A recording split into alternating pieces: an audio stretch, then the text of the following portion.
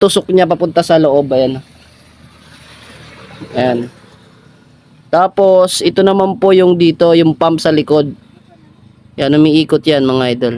Pag umiikot to, umiikot yan. Ayan. So, ganun siya maglaro. Paano nga ba natin to ikakabit na hindi na natin overhaulin? Yun. Pasok na. Ayan.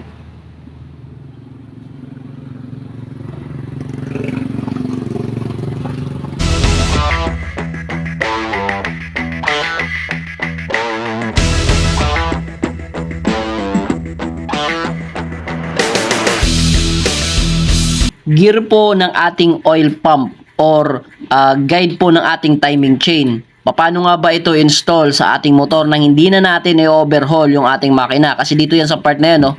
Napakahirap niyang ipasok mga idol na pag pinasok mo at pinersa ay maaaring mabasag, madamage po yung goma kakasikwat mo ng flat screw or kung ano may sisikwat mo dyan.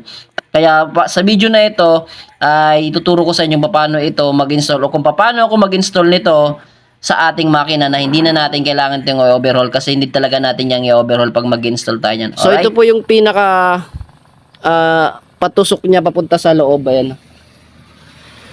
Ayan. Tapos ito naman po yung dito, yung pump sa likod. Yan, umiikot yan mga idol.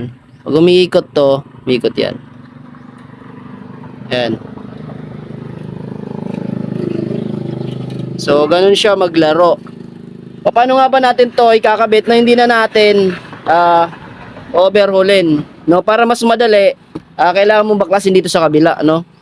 Ayun yung kanyang pump. Oh. Dito kasi ito pasok ko lang pasok ko lang sa kabila.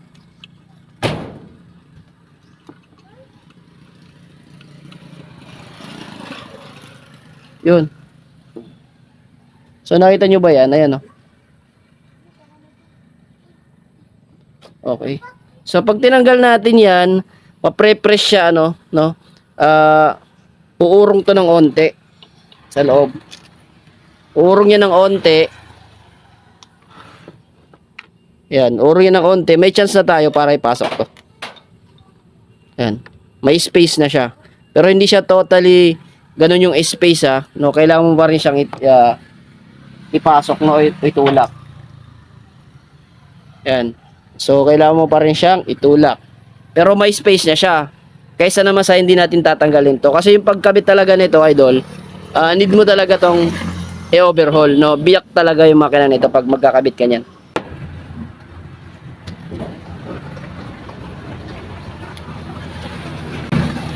Yun.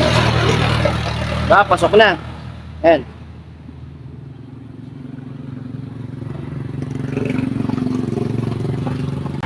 Ayan.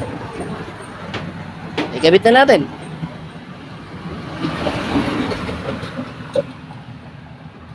Ayos. Ayan, babalik naman natin yung pump sa kabila.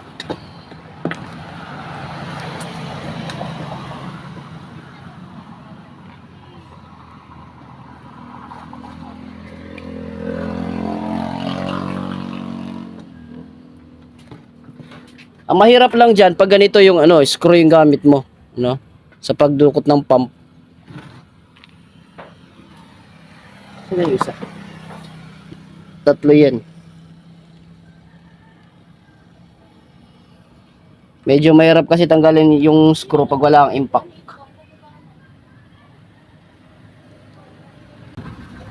So ayan, subukan natin. Pasok na natin yung timing chain.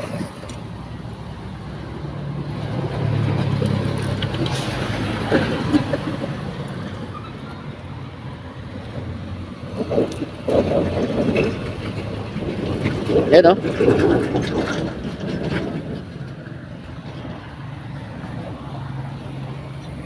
Okay na.